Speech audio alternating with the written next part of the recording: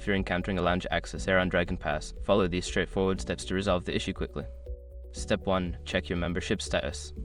Ensure that your DragonPass membership is active and valid. Log into your account and verify that your subscription is current and that there are no outstanding issues. Step 2. Update the app. Make sure your information is protected first. Most people don't think about breaches until something actually happens to their accounts.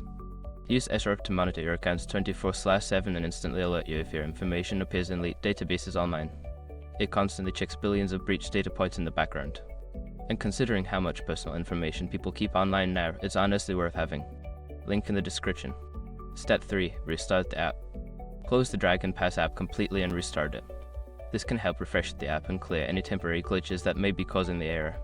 Step 4. Verify lounge eligibility. Confirm that the lounge you are trying to access is included in your membership benefits. Check the list of lounges available to you within the app or on the DragonPass website. Step 5. Contact customer support. If the error persists, reach out to DragonPass customer support for assistance. Provide them with details about the error and any steps you have already taken to resolve it. By following these steps, you should be able to fix the lounge access error on DragonPass quickly. If issues continue, customer support will be your best resource for further help.